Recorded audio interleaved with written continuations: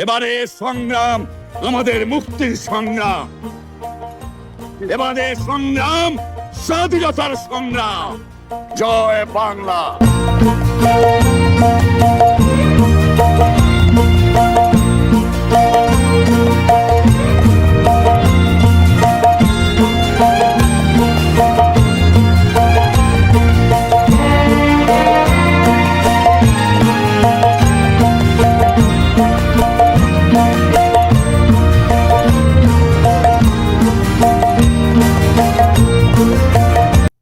বন্ধুরা, শুভেচ্ছা। শেখ হাসিনার জন্য অনুষ্ঠানে আজকে আমার অতিথি হয়ে এসেছেন বিশিষ্ট সাংবাদিক, কবিয়াল, লেখক এনায়েত কবির। কবির ভাই, আপনাকে শেখ হাসিনার জন্য অনুষ্ঠানে স্বাগতম। অনেক ধন্যবাদ, আপনি এসেছেন। আজকে আমাদের এই অনুষ্ঠানটা হবে বাংলাদেশের কালচারাল জেনোসাইড এবং সামরিকীকরণের মাধ্যমে কিভাবে কালচারাল জেনোসাইড অনেক প্রমোটেড হয় সেই বিষয়ে কবির ভাই আমাদের সাথে আলোচনা করবেন। কবির ভাই, আপনাকে এই অনুষ্ঠানে স্বাগতম। আপনাকেও স্বাগত। আচ্ছা কবির ভাই, আমরা আজকে তো আড্ডা দিব বলেছি। আড্ডার বিষয়বস্তুটা আপনি ঠিক করেছেন। এত ব্যাপক একটা সাবজেক্ট, আমাদের যে আসলে মুক্তিযুদ্ধের পরে আমাদের যে কালচারাল জেনোসাইডটা শুরু হয়ে গেল, আমি এটা নিয়ে কিছু কিছু আলোচনা এর মধ্যে করেছি। আমার কাছে মনে হয়েছে যে পুরো জেনোসাইড যদি বলি আমরা, এটা শুরু হয়েছে ঠিক বঙ্গবন্ধুর হত্যাকাণ্ডের পরে। আমরা দেখেছি যে বঙ্গবন্ধু যতদিন বাংলাদেশের রাষ্ট্র ক্ষমতায় ছিলেন, আমাদের ঠিক এই সাংস্কৃতিক ক্ষেত্রে আমাদের স্বাধীনতাটা ছিল।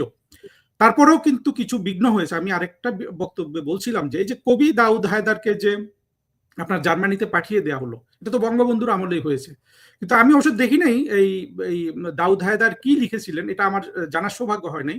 কিন্তু অন্যদের আলোচনা থেকে শুনেছি যে এটা এমন কিছু ছিল না। তো এই যে শুরুটা কিভাবে হলো, কেন হলো, এটা নিয়ে যদি আমাকে একটু জানাতেন। আচ্ছা, একটু আরো আগে থেকে শুরু করি। হ্যাঁ, আরো আগে থেকে শুরু করি। মানে হচ্ছে মানে আমাদের যে জাতিরাষ্ট্র, বাঙালির জাতিরাষ্ট্র বাংলাদেশ, হ্যাঁ, যেটা বাঙালির আত্মনিয়ন্ত্রণের অধিকার প্রতিষ্ঠার জন্য প্রতিষ্ঠিত হলো লক্ষ্য নিয়ে। লক্ষ্যটা একদমই খুব পরিষ্কার ছিল, বাঙালি জাতির আত্মনিয়ন্ত্রণের প্রতিষ্ঠা। তো সেই লক্ষ্যে প্রথমে কিন্তু সাংস্কৃতিক বিপ্লবটাই হয়েছে, সাংস্কৃতিক আন্দোলনটাই হয়েছে। 60-এর দশক জুড়ে দেখবেন, যখন রবীন্দ্রনাথকে নিষিদ্ধ করা হলো, তারপর থেকে সংস্কৃতি জনরাই কিন্তু প্রথম প্রতিবাদ সংগঠন করলেন। তারা সারা দেশব্যাপী কালচারাল জাগরণ করলেন, সাংস্কৃতিক জাগরণের মধ্য দিয়ে। সে তখন যে কৃষি পরিবার থেকে আসা শহরের একটা মধ্যবিত্ত শ্রেণী তৈরি হয়েছিল, তারাই কিন্তু সেই সাংস্কৃতিক জাগরণটাতে নেতৃত্ব দিত। এবং এইটা এরপরে 6 দফার আন্দোলনের সঙ্গে সম্পৃক্ত হয়ে গেল। এবং 6 দফার আন্দোলন তো খুব পরিষ্কার এবং সুস্পষ্ট ছিল। 6 দফা একটা সুস্পষ্ট ইয়ে করেছিল, সেটা হচ্ছে যে আমরা কিভাবে পাকিস্তানের উপনিবেশবাদ থেকে বেরিয়ে আসবে। এখন ধরেন 6 দফার মধ্যে খুব পরিষ্কার ভাবে ছিল দুটো জিনিস। একটা হলো আমাদের হচ্ছে কি বলে মুদ্রা ব্যবস্থাপনা। মুদ্রা ব্যবস্থাপনা হচ্ছে 2 মুদ্রার প্রচলনের বিষয় ছিল, হ্যাঁ, এবং দুই নিরাপত্তা বাহিনীর বিষয় ছিল। একটা রাষ্ট্রে যদি 2 মুদ্রা এবং 2 নিরাপত্তা বাহিনী থাকে, তাহলে কি সেটা এক রাষ্ট্র থাকে? মানে 6 দফার মধ্যে কিন্তু স্বাধীনতার ব্যাপারটা খুব সুস্পষ্ট। এইটাকে এগিয়ে নেওয়ার ক্ষেত্রে আমাদের আন্দোলনের ধরনটা খেয়াল করেন। আন্দোলনের ধরনটা কিন্তু ছিল গীতিবাদ্য আন্দোলন বলি। হ্যাঁ, মানে একদম 1966 থেকে 70 পর্যন্ত যে আন্দোলনের ধরন, এটা পুরোটাই কিন্তু সাংস্কৃতিক আন্দোলন এবং গীতিবাদ্য আন্দোলন। এখানে কিন্তু লাঠিসোঁটা নিয়ে মারামারি, জঙ্গি মিছিল, এই ধরনের কোনো কিছু থাকতো না। হ্যাঁ, এবং সংস্কৃতির জন্যই কিন্তু নেতৃত্ব দিতেন। এমনকি ছাত্র আন্দোলন যেটা হলো 60-এর দশকের শেষে, সেটাও কিন্তু ছাত্র আন্দোলনটাও কিন্তু সাংস্কৃতিক আবহের মধ্যে দিয়ে গিয়েছে। এখন যাই হোক, জাতি রাষ্ট্রের জন্ম হলো মুক্তিযুদ্ধের মধ্যে দিয়ে। বেসিক্যালি জাতীয় মুক্তি সংগ্রামের শেষ পর্বে এসে কি হলো যে আপনার সশস্ত্র মুক্তিযুদ্ধের পথে যেতে হলো বাংলাদেশকে। যুদ্ধ দিয়ে শুরু হলো। আমরা তো আর আক্রমণ করিনি, আমাদের উপরে আক্রমণ করা হলো। সুতরাং আমরা প্রতিরোধ যুদ্ধ দিয়ে শুরু করলাম। তারপরে গেরিলা যুদ্ধ হলো, তারপরে সম্মুখ যুদ্ধ। তো সেই সম্মুখ যুদ্ধে আমাদের সঙ্গী হলো কিন্তু ভারতীয় সেনাবাহিনী, ভারত রাষ্ট্র। 21শে নভেম্বর থেকে মিত্র বাহিনী হলো, এইভাবে। তো এরপরে কি হলো? এরপরে হচ্ছে যে সেই বাঙালির আত্মনিয়ন্ত্রণের অধিকারের প্রতিষ্ঠার যে সংগ্রাম, সেইখান থেকে খুব পরিষ্কারভাবে, সুস্পষ্টভাবে 6ই ডিসেম্বর অস্থায়ী রাষ্ট্রপতি সৈয়দ নজরুল ইসলাম যে ভাষণ দিলেন, 7 ডিসেম্বর 1971, সেখানে কিন্তু সুস্পষ্টভাবে মূলনীতিগুলি বলা ছিল। মানে ধর্মনিরপেক্ষতার প্রশ্নটা সুস্পষ্ট ছিল, তারপরে আপনার গণতন্ত্রের ব্যাপারটা সুস্পষ্ট ছিল, সমাজতন্ত্রের ব্যাপারটা সুস্পষ্ট ছিল, এবং বাঙালি জাতীয়তাবাদ তো বটেই। তো বাঙালি জাতীয়তাবাদের যে ব্যাপারটা যদি আমি আপনি খুব ভালোভাবে লক্ষ্য করি কারণ ভাই, তাহলে আমরা দেখবো যে এটা আসলে ইটসেলফ হচ্ছে অসাম্প্রদায়িক, জাতীয়তাবাদটাই অসাম্প্রদায়িক। তো সেখানে আসলে কোন ধর্মরাষ্ট্রকে স্বীকারই করবে না। বাঙালি সংস্কৃতি ভিত্তিক যে জাতীয়তাবাদের ধরন, এবং সেই সংস্কৃতিটা এসছে কিন্তু কৃষি সংস্কৃতি থেকে, মানে কৃষির উৎপাদন সম্পর্ক থেকে কিন্তু এই সংস্কৃতির। তো এই কৃষি উদ্ভূত যে সংস্কৃতি, সেইটা আমাদের শৈশব ছিল একদম মেলা নির্ভরশীল। হ্যাঁ, মেলাকে কেন্দ্র করে হচ্ছে সেখানে কেনাকাটা হচ্ছে, সেখানে বিনোদন হচ্ছে, সেখানে দর্শন আলোচনা হচ্ছে, সেখানে সুর হচ্ছে, সবই কিন্তু মেলার মধ্যে। হ্যাঁ, এই যে মেলার উদ্ভবটা হয়েছিল বছরের পর বছর ধরে, শতাব্দীর পর শতাব্দী জুড়ে, সেটা কিন্তু একদম কৃষি সভ্যতার কারণ। তো সেইটাকে আপনি একদম রাইটলি বলেছেন যে 1975-এর 15ই আগস্টের পরে আসলে মূল জায়গাটা যে আবার ধর্মরাষ্ট্রের দিকে নিয়ে যাওয়ার যে প্রক্রিয়াটা, এটা সামরিক বাহিনীর হাতে। কারণ তারাই তো অভ্যুত্থানটা করলো একদম হত্যাকাণ্ডের মধ্যে দিয়ে। হ্যাঁ, একটা পরিবারকে হত্যা করে তারা হচ্ছে রাষ্ট্র ক্ষমতা দখল করে, এবং হচ্ছে তারা শুরু থেকেই হচ্ছে আমাদের যে জাতিরাষ্ট্রের প্রশ্নটা, সেইটাকে উল্টো দিকে আবার নিয়ে যাওয়া, যেটার বিরুদ্ধে দাঁড়িয়ে আসলে বাংলাদেশ। নাকি আপনি কি বলেন? কবির ভাই, আপনি এমন একটা আলোচনা আজকে তুললেন, বা আমরা তুললাম দুজনে মিলে, এটা আসলে আমাদের 10-12 ঘন্টা যদি আপনি আলোচনা করি, আমার ধারণা আমাদের কথাগুলো হয়তো আমাদের বন্ধুদের বুঝাতে পারবো। বেশ দীর্ঘ আলোচনা। আমার একটা প্রশ্ন মনে জাগলো, ওটা একটু আমরা জানাই আমাদের বন্ধুদের যারা এই অনুষ্ঠানগুলো দেখেন। আপনি যে বলছিলেন যে রবীন্দ্রনাথের যে বিরোধিতা, এই যে একটা লিস্ট আছে কারা কারা বিরোধিতা করেছিল, এমনকি তারা ইন্টেলেকচুয়াল শ্রেণীও, এটা কি একটু জানাবেন যতটা আপনার স্মরণে আছে, কারা এই বিরোধিতাটা করেছিল? এইটা তো ধরেন যদি আমরা দেখি প্রায় তখনকার মানে পাকিস্তান আন্দোলনের সঙ্গে যুক্ত যে ইন্টেলেকচুয়াল শ্রেণী, প্রায় সবাই যুক্ত ছিল। যদি সমস্যা না আবুল মনসুর আহমেদ ছিলেন। আবুল মনসুর আহমেদ, এখানে কি সিরাজুল ইসলাম চৌধুরী এরাও ছিল? সবাই ছিল, সবাই প্রায় ছিল হচ্ছে আপনার 69-এর দিকে, সবাই ছিল। মানে রবীন্দ্রনাথকে নিষিদ্ধ করার প্রক্রিয়া এরা সবাই ছিল। নিষিদ্ধ করার প্রক্রিয়া আমি ঠিক বলবো না, তবে মানে রবীন্দ্রনাথের যে বাঙালি সংস্কৃতির যে রবীন্দ্রনাথ ভিত্তিক যে, অর্থাৎ এটা কি বলবো, কিভাবে ফ্রেম করা যায়, অর্থাৎ রবীন্দ্রনাথের সৃষ্টিটাকে অপাকিস্তানি এই হিসাবে আর কি আমার মনে হয় জিনিসটা এসেছিল। এবং সেই আন্দোলনে এই আমরা যারা বাংলাদেশের তখনকার বুদ্ধিজীবী বা ইত্যাদি চিনি, প্রায় সবাই ছিল না এমন কারণ আমি কি বলতে পারবেন? অবশ্য আমি জানি না, কারণ সহসা মানে এই নিষিদ্ধকরণের বিরুদ্ধে আন্দোলনটা যেভাবে শুরু হয়েছিল, সেইটা একদম ওয়াহিদুল হকের নেতৃত্বে। হ্যাঁ, উনি বিরোধী ছিলেন, উনি রবীন্দ্রনাথের পক্ষে ছিলেন। হ্যাঁ, ওয়াহিদুল হকের নেতৃত্বে হওয়া, সেখানে আপনার ওয়াহিদুল হকের সঙ্গে অবশ্যই সন্ধিতা খাতুনরা ছিলেন, আরো কি বলে, এবং উনি হচ্ছে ওয়াহিদুল হক হচ্ছে সারা বাংলাদেশ ঘুরে বেরিয়েছেন তখন। হ্যাঁ, এবং পরে উদীচী সংগঠন হিসেবে সম্পৃক্ত হয়েছিল। হ্যাঁ, এবং রাজনৈতিক ভাবে অবশ্যই হচ্ছে তখনকার পূর্ব পাকিস্তান কমিউনিস্ট পার্টি, যেটা ভাগ হয়নি তখনও, তারা যুক্ত ছিল। পরে হচ্ছে যারা একটু চীনমুখী অংশ হয়ে বেরিয়ে যায়, তাদের বাইরে যে মূল কমিউনিস্ট পার্টি, যেটা পরে সিপিবিতে পরিণত হয়েছিল, তারাই মূলত এই সাংস্কৃতিক আন্দোলন এবং তখনকার সামাজিক আন্দোলনটার নেতৃত্ব দিয়েছিলেন পিছন থেকে। হ্যাঁ, তারা কিন্তু নিষিদ্ধ দল তখন। আচ্ছা, আবার তখন ধরেন ওই যে ন্যাপের জন্ম হচ্ছে, মানে এবং ন্যাপ দুভাগ হয়ে গেল, হয়ে অধ্যাপক মুজাফরদের একটা অংশ হলো। হ্যাঁ, তো এইভাবে জিনিসটা দাঁড়িয়েছে যে এই যে সাংস্কৃতিক আন্দোলন তো কখনো বিচ্ছিন্ন হয় না, এটা একটা সামাজিক আন্দোলন, এবং সেই সামাজিক আন্দোলনের পেছনে আসলে রাজনৈতিক সংগঠন। তো সেই রাজনৈতিক সংগঠন হিসেবে আসলে তখন পূর্ব ওয়েস্টার্ন কমিউনিস্ট পার্টির একটা বড় ভূমিকা ছিল, এবং তারা ধরে ন্যাপের মধ্যে গিয়ে কাজ করেছে, তারা আওয়ামী লীগের মধ্যে গিয়ে কাজ করেছে, এবং আওয়ামী লীগের নেতৃস্থানীয় ইয়েতে ধরুন তখনকার তাজউদ্দিন আহমেদ সাহেব, উনি তো তার ব্যাকগ্রাউন্ড তো জানেন আপনারা, যে উনি কমিউনিস্ট পার্টি থেকে যুক্ত হয়েছিলেন। তো এইরকম অনেকেই কিন্তু কমিউনিস্ট পার্টি থেকে কি বলে আপনার আওয়ামী লীগ এবং ন্যাপে কাজ করতে এসেছিলেন। তো তাদের নেতৃত্বে কিন্তু ইয়ে করে ওঠে, এবং ওয়াহিদুল হকের সঙ্গে আপনি দেখেন যুক্ত হন হচ্ছে আরেকজনের ভূমিকা সবচেয়ে বড়, আপনি সত্যেন সেনের ভূমিকা দেখেন।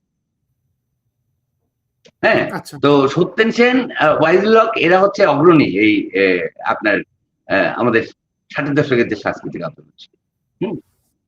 তো এই বিষয়টা একরকম ছিল, কিন্তু 75-এর পরে আপনি যদি দেখেন, 75-এর 15 আগস্টের পরে একটা বিষয় গড়ে উঠলো, সেটা হচ্ছে আওয়ামী বিরোধিতা, ভারত বিরোধিতা এবং মানে বাঙালি বিরোধিতা, তিনটা যেন এক হয়ে গেল। মানে ওটা কিন্তু বাঙালি বিরোধিতাতে পরিণত হলো, আওয়ামী বিরোধিতা এবং ভারত। হ্যাঁ, আপনি কি এখানে একটা জিনিস খেয়াল করেছেন ইনায়েত ভাই? দেখেন যে এই যে ছায়ানটের কথা আপনি বললেন, ছায়ানট না, সরি, উদিসি কি করলো? আমরা দেখলাম যে 2024-এ উদিসি কিন্তু, আমি শুনি যে ভাগ হয়ে গেছে, আমি ঠিক জানি না, এরাও কিন্তু 2024-এ জঙ্গি উত্থানের সাথে এরা সংশ্লিষ্ট হয়ে গেল। তার মানে হলো আপনি যে কালচারাল, জি হ্যাঁ বলেন। এইটা হচ্ছে 2013 পর্যন্ত আপনার যখন গণজাগরণ মঞ্চের কথা আপনার মনে আছে তো সেটা তো প্রজন্ম চত্বরে গড়ে উঠেছিল। হ্যাঁ, তো সেটা কি ছিল? সেটা হচ্ছে যে আপনার মূলত যে একটা আইন শোধনকে কেন্দ্র করে গড়ে উঠছিল, সেটা হলো আপনার এই যে যুদ্ধাপরাধ বিরোধী যে আদালত, সেই আদালতের যে আইন ছিল, সেই আইনে একটা আপিলের বিষয় ছিল, যে মানে বাদী এবং বিবাদীর সামঞ্জস্য ছিল না আপিলের। হ্যাঁ, বাদী ছিল না। তো যার ফলে ওই আইনটা সংশোধনের জন্য হচ্ছে এই আন্দোলনটা গড়ে ওঠে, এবং ওই গণজাগরণের সময়ে তখনও কিন্তু উদিচি নেতৃত্ব দিয়েছে, নেতৃস্থানীয় পর্যায়ে ছিল। আবার ধরেন ছাত্র ইউনিয়ন, খুব ছাত্র ইউনিয়নের ছেলেমেয়েরা সাংঘাতিকভাবে সম্পৃক্ত ছিল। কিন্তু 2014 সালের পর থেকে, 2014 সালের পর থেকে তাদের দলের মধ্যে বা এই সাংস্কৃতিক সংগঠনগুলোর মধ্যে সম্ভবত অনুপ্রবেশ ঘটেছে, দীর্ঘ সময় ধরে অনুপ্রবেশ ঘটেছে, এবং সেই সব অনুপ্রবেশের কারণে তাদের আর আগের অবস্থানটা নাই, দেখতে নিঃসর্গ বদলে গেছে। হ্যাঁ, এবং যার ফলে সকল যে ফ্যাসিবাদ বিরোধী একটা চিন্তা, ফ্যাসিবাদ বিষয়টা কি আসলে, গণহত্যা বিষয়টা আসলে কি, আপনি দেখবেন যে কালচারাল গল্প কিন্তু এগুলা। হ্যাঁ, এটা যে ন্যারেশন বলে, তো ন্যারেশনটা কি আসলে, গণহত্যা কি হয়, গণহত্যা কাকে বলে, ফ্যাসিবাদ কাকে বলে? হ্যাঁ, আপনি জিজ্ঞেস করেন, এটা কেউ বলতে পারবেন না।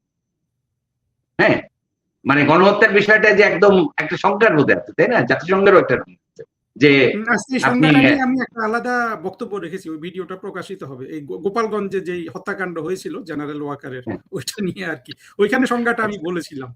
হ্যাঁ, ঠিক আছে, সংজ্ঞাটা তো সুস্পষ্ট, আপনি জানেন যে মানে একটা নির্দিষ্ট গোষ্ঠী, একটা নির্দিষ্ট রাজনৈতিক মতানবী অথবা একটা নির্দিষ্ট জাতি, হ্যাঁ, কে যদি নির্মূল করার চেষ্টা করা, হ্যাঁ, নির্মূল সংঘবদ্ধভাবে, এবং তাদেরকে নির্মূল করার উদ্দেশ্যে অত্যাচার চালানো, নিপীড়ন চালানো, খুন করা, এগুলাই গণহত্যা, আপনি যেটা বললেন। তাই না?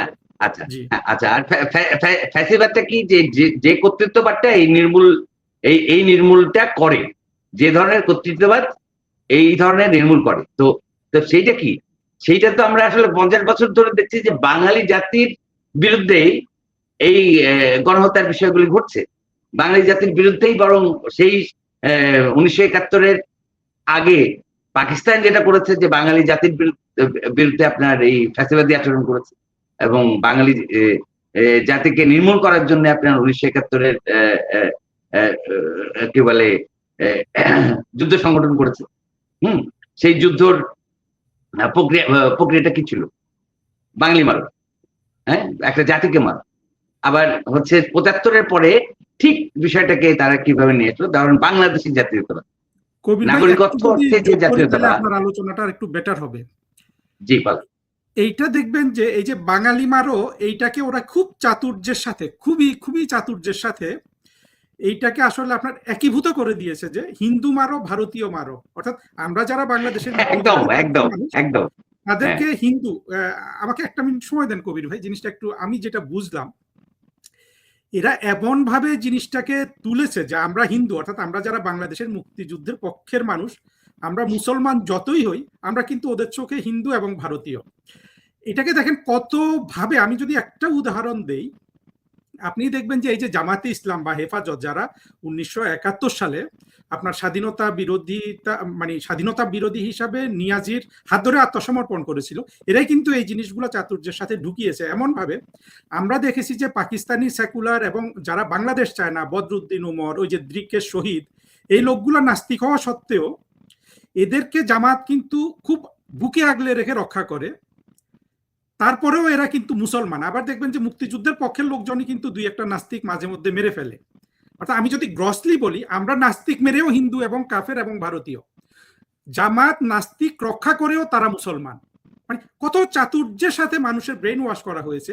এই জন্য আমি আওয়ামী লীগকে এই জিনিসটা খেয়াল করতে বলি যে আপনারা আওয়ামী লীগ মুক্তিযুদ্ধের শক্তি হিসাবে যদি জামাত হেফাজতের কম্বাইন্ডলি তারা যতটা ধর্মীয় মৌলবাদ যাই হোক, তার চেয়েও বেশি ধর্মীয় এবং মৌলবাদী হয় আওয়ামী লীগ, তবুও আওয়ামী লীগ কাফের থাকবে, আপনার হিন্দু থাকবে, ভারতীয় থাকবে। এইটা খুব সুন্দরভাবে এনায়েত ভাই আপনি বলেছেন যে এই যে জেনোসাইড চলছে বাঙালির বিরুদ্ধে, ন্যারেটিভটা কিন্তু ওইখানে সেট করা হয়েছে, এবং অত্যন্ত চাতুর্য, অসচেতনতা সেটা আমি বলতে পারবো না, কিন্তু এটা হয়ে গেছে। ফলে এখন আওয়ামী লীগ মাত্রই কিন্তু হিন্দু এবং ভারতীয়। আপনি তো খুব সুন্দর একটা টার্ম ইউজ করেছেন মাঝখানে, সেটা হলো যে সেকুলার পাকিস্তানি সেকুলার। জি জি, আপনি আমার কথাটা বোঝানো হয়ে গেছে, শুরু করেন ভাই। তো ওই প্রেক্ষিত থেকে এই জিনিসটা দেখেন যে যখন বাংলাদেশি জাতীয়তাবাদ বলা হলো, এইটা তো মোড়কটাতে একই। হ্যাঁ, মানে বাংলাদেশি হিসেবে আমি নাগরিক হিসেবে বাংলাদেশি তো পড়ি, হ্যাঁ, এবং বাঙালি শুধু না, সেই ক্ষেত্রে তো আরো জাতিসত্তা এখানে কি বলে সম্পৃক্ত। এবং সবচেয়ে বড় জিনিসটা হচ্ছে যে সংবিধানে সবগুলি জাতি, ধর্ম, শ্রেণী নির্বিশেষে সম অধিকারের একটি প্রশ্ন আছে আমাদের সংবিধানে, খুব ইউনিক একটা বিষয়। কিন্তু সেটাকে কার্যকর করার জন্য যে প্রয়োগিক আইন, মানে সংবিধান তো সর্বোচ্চ আইন, তো সেইটাকে কার্যকর করার জন্য যে প্রয়োগিক আইন, সেই আইনগুলোর দুর্বলতা আছে। না হলে তো সম অধিকারের বিষয়গুলি খুব সুস্পষ্ট থাকে, জাতি, ধর্ম, শ্রেণী, লিঙ্গ নির্বিশেষে। হ্যাঁ, তো এইখানে পয়েন্টটা হচ্ছে যে বারবার আক্রমণটা কিন্তু সেই 47-এর পর থেকে। এরা কেন বলে যে 47, মানে 71 কিছু না, 47 কেন বলে? কারণ সে ধর্মরাষ্ট্রটাই করতে চায়। এখন মানে আপনি যে আওয়ামী লীগের কাছে যে প্রশ্নটা করলেন, তারাও যদি ধর্মরাষ্ট্র থেকে না বেরোতে পারে, তাহলে তো সে জাতিকে নেতৃত্ব আর দিচ্ছে না। বাঙালি জাতিকে নেতৃত্ব দিতে হইলে তাকে কিন্তু তার জাতি রাষ্ট্রের বিষয়, রাজনীতির জায়গাটাতেই আসতে হবে, বঙ্গবন্ধুর রাজনীতিতেই আসতে হবে। হ্যাঁ, যে রাজনীতিটা তাকে বাংলাদেশের স্বাধীনতা সংগ্রামের নেতৃত্ব দেওয়ার আসনে বসিয়েছে। এবং আওয়ামী লীগের মালিকানা তো জনগণের মালিকানা, কারণ জনগণ তাকে সেই মালিকানা দিয়েছে, মানে জনগণ সেই মালিকানা অর্জন করছে আওয়ামী লীগের। যেহেতু আওয়ামী লীগের নেতার ডাকে, আওয়ামী লীগের ডাকে জাতীয় মুক্তি সংগ্রাম করেছে জনগণ, জনগণ তো স্বাভাবিকভাবেই সংগঠনের মালিকানা জনগণ, এই জনগণের মালিকানায় আওয়ামী লীগ ফিরতে পারছে না। 1975-এর 15ই আগস্টের পরে যে ধারাবাহিক সংকট তৈরি হয়েছে, রাজনৈতিক সংকট তৈরি হয়েছে, এবং 1993 সালে এসে যখন আওয়ামী লীগ তার রাজনীতি পরিবর্তন করেছে, অর্থাৎ মৌলিক কিছু রাজনৈতিক ধারণা থেকে সে বেরিয়ে গেছে। হ্যাঁ, এরপরে হচ্ছে ঘোষণা দিয়ে বের হয়েছে নাকি এমনিতে? হ্যাঁ হ্যাঁ হ্যাঁ হ্যাঁ, আপনি বাজার অর্থনীতি গ্রহণ করছে ওই সময়টার কথা? বাজার অর্থনীতি শুধু না, তারা বঙ্গবন্ধুর বাকশাল কর্মসূচিকে পরিত্যাগ করলো না। আর আরেকটা জিনিস কবির ভাই দেখেন, এই যে আওয়ামী লীগ, যে আমি মনে করি যে আওয়ামী লীগের যেই জায়গাটা দুর্বলতা, সেটা হলো যে আওয়ামী লীগ যেমন প্রধানমন্ত্রী শেখ হাসিনা যখন রাষ্ট্রটা শাসন করলেন 2009 সাল থেকে, আমরা দেখি যে শুধু অর্থনৈতিক উন্নয়নের উপর গুরুত্ব দেওয়া হয়েছে। আর আমি যেটা বঙ্গবন্ধু এবং শেখ হাসিনা দুইজনের মধ্যে দেখি, তারা কিন্তু একটা ইনক্লুসিভ সোসাইটির ধারণা থেকে কিন্তু স্বাধীনতা বিরোধীদের আপনার ক্ষমা করে দিয়েছিল, বা স্বাধীনতা বিরোধীদের যে নির্মূল করা বা ওদের প্রতি কঠোর হওয়া, এটা বঙ্গবন্ধু শেখ হাসিনা দুজনের কেউ করেন নাই। কিন্তু আবার ওই শত্রুটা বঙ্গবন্ধু রাজনৈতিক ভাবে মোকাবিলা করতেছিলেন, বঙ্গবন্ধু হচ্ছে কমপ্লিটলি রাজনৈতিক ভাবে মোকাবিলা করছিলেন। হ্যাঁ, এবং আপনার বঙ্গবন্ধু কিন্তু আপনার যারা যুদ্ধাপরাধী, হ্যাঁ, তাদেরকে ক্ষমা প্রদর্শন করেছেন এরকম কোনো রেকর্ড নাই। হ্যাঁ, যুদ্ধাপরাধীদের ক্ষমা করেন নাই, উনি শুধু যারা অপরাধ করে নাই তাদেরকে উনি একটা ক্ষমা, এবং তিনি তাদের সমাজে রাজনৈতিক ভাবে পাকিস্তান বন্দী ছিল যারা, হ্যাঁ, তাদেরকে, কিন্তু যারা যুদ্ধাপরাধ করেছে তাদেরকে তিনি ক্ষমা করেন নাই। এইটা নিয়েও কিন্তু অপপ্রচার চালানো হয়। যে জায়গাটা আসলে দেখতে হবে কবির ভাই, ওইটা একটু দেখেন যে এই বঙ্গবন্ধু তাদের ক্ষমা করেছে, মানে রাজনৈতিকভাবে পাকিস্তানের সমর্থকদের ক্ষমা করেছে, তারা কিন্তু আবার বঙ্গবন্ধুকে কিন্তু ক্ষমা করে নাই। এবং দেখা যাচ্ছে জি, আরেকটা জিনিস যে আপনি বললেন যে এই যে বাঙালি নিধন প্রক্রিয়া চলছে, অর্থাৎ বঙ্গবন্ধু শেখ হাসিনা তাদের নীতিতে আমরা কিন্তু পাকিস্তানি নিধনের কোনো আপনার কর্মসূচি দেখি না, কিন্তু পাকিস্তানিদের কর্মসূচিতে কিন্তু বাঙালি নিধন কিন্তু সুস্পষ্ট। আরো যদি একটু কবির ভাই আপনাকে মনে করিয়ে দেই, আমি আজকে আমার গোপালগঞ্জ হত্যাকাণ্ড নিয়ে যে বক্তব্য রেখেছি সেখানে এই কথাটা বলেছি, আমার মনে হয় আপনাকে বললে আপনি ভালো বুঝবেন। এই যে দুটা ছেলে ঢাকা শহরে ঘুরে বেড়ায়, ফুয়াদ এবং শাহরিয়ার, এরা এদের ভেতরটা যেভাবে বের হয়ে আসে, ঘৃণা এদের ভেতর থেকে, যে বাঙালিদের প্রতি বা আমাদের মুক্তিযুদ্ধের পক্ষের মানুষের প্রতি, এমন ঘৃণা কি আওয়ামী লীগের কোনো মানুষ, আওয়ামী লীগের অনেক নেতা কিন্তু এই জামাত বিএনপি করতো তারা ক্ষমতায় থাকা গেলে, কিন্তু এই কথাগুলোর মধ্যে কিন্তু কোনো ঘৃণা ছিল না, এক ধরনের রাজনৈতিকভাবে কথাগুলো ছিল, হয়তো অশোভন ছিল, কিন্তু এই ছেলেগুলা যে ঘৃণা দেখায়, সেই ঘৃণাটা কিন্তু তারা কখনোই দেখাতে পারে নাই। এই ঘৃণাটাই কিন্তু এই যে বাঙালি নিধনের যে স্পৃহা ওদের মধ্যে, ওইটা প্রকাশ পায় আর কি কবির ভাই, একটা সুস্পষ্ট জিনিসটা কিন্তু। এখানে দেখেন, আমি আপনাকে থামিয়ে দিলাম না তো? না না, আপনি বলেন, আমি বুঝতে পেরেছেন আমি কি বলতে চাচ্ছি।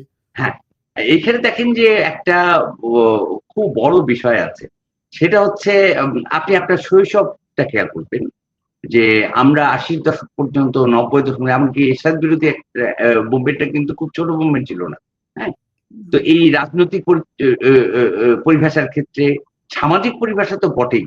হ্যাঁ, আমাদের কিন্তু বাংলা ভাষার যে মাধুর্যের জায়গা, সেটা কিন্তু সুবচন, আমরা কিন্তু সুবচনে ছিলাম সবসময়। এবং মানে আপনি খেয়াল করবেন যে বিশেষ করে আমেরিকান এবং ব্রিটিশরা যখন সাধারণভাবে কথা বলে, তারা কিন্তু প্রচুর স্ল্যাং ব্যবহার করে। হ্যাঁ, বাংলা ভাষায় কিন্তু আমরা এই সাধারণভাবে সামাজিকভাবে প্রচলিত অর্থে এই ধরনের স্ল্যাং ব্যবহার করতে দেখতাম না। হ্যাঁ, আমরা কিন্তু সুবচনের মধ্যে থাকতাম। তো সেই সুবচনিক বাঙালি সমাজকে এরা ধীরে ধীরে ধীরে ধীরে কোথায় নিয়ে যাচ্ছে। হ্যাঁ, আপনি এই যে যাদের কথা বলছেন, তাদের কথা বলার ভঙ্গি, তাদের বাচনিক ভঙ্গি, হ্যাঁ, তাদের ভাষা ব্যবহার, হ্যাঁ, সব কিন্তু মানে স্ল্যাং নির্ভর, অশ্লীলতা নির্ভর। এবং আপনি এদের চোখ দেখবেন, বিশেষ করে ফুয়াদের চোখ দেখেন আর কি। হ্যাঁ, আমি কয়েকজনের চোখ খেয়াল করি, এটা কিন্তু কেপটাগনিক চোখ। মানে আপনি জানেন যে কেপটাগন একটা মাদক, যে মাদকটা ব্যবহার করলে হচ্ছে এটা এটা রাসায়নিক ভাবে সাহস যোগায়। হ্যাঁ, তো এই কেপটাগন কিন্তু ব্যবহার হয়েছে আপনার এই যে 2024 আন্দোলনের সময়, মানে জুলাই আগস্টে। মানে আপনি দেখেছেন না যে মানে মানে অদ্ভুত ধরনের সাহস কেউ দেখাচ্ছে, হ্যাঁ, যে না, হ্যাঁ আমি এই যে বুক পেতে দিলাম ইত্যাদি ইত্যাদি। হ্যাঁ, আপনি আপনি খেয়াল করবেন যে আবু সাইদের ছাতি মেলানো, এই ছাতি মেলানোটা কিন্তু ইউনূস সাহেবের সেই নোবেল পাওয়ার পরে মনে আছে? নোবেল পাওয়ার বলেছিল যে হ্যাঁ বুকের ছাতি বড় হয়ে গেছে বাঙালি। হ্যাঁ, ইউনূস সাহেব নোবেল পেয়েছে এই জন্য বাঙালির বুকের ছাতি বড় হয়ে গেছে। হ্যাঁ, তো সেই একই কায়দা কিন্তু, হ্যাঁ, মানে বুকের ছাতি বড় করা। তো এইগুলির মধ্যে আমাদের কাছে বেশ কিছু প্রমাণও আছে যে কেপটাগনের ব্যবহার হয়েছে। হ্যাঁ, এবং এই আপনি ফুয়াদের চোখ খেয়াল করবেন, আপনি এই যে কি নাম এখন এমপি হয়েছে না,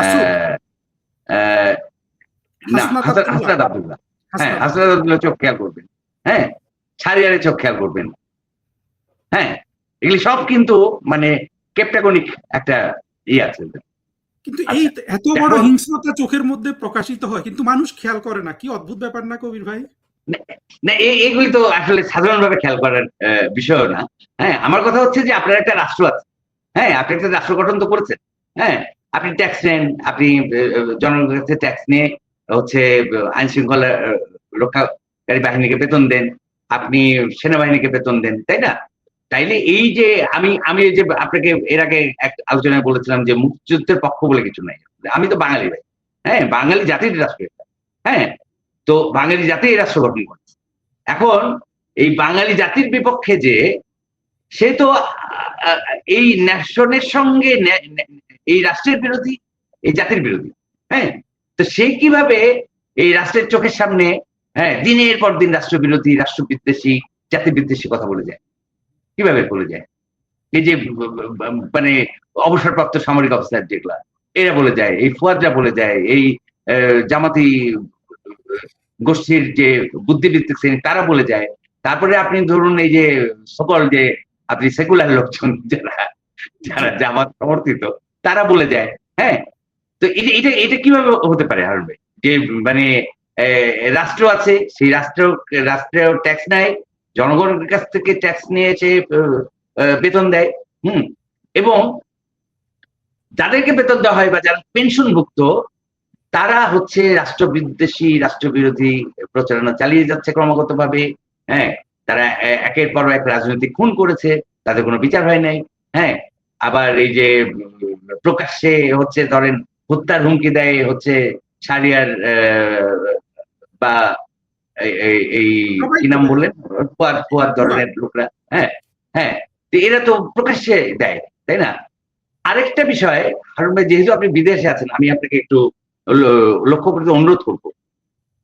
এই পুরো মানে কালচারাল ক্রাইমের মধ্যে কিন্তু আরেকটা লোক আছে, খুব বড় ভাবে আছে। একটা লোক না, অনেকেই আছে তার মধ্যে।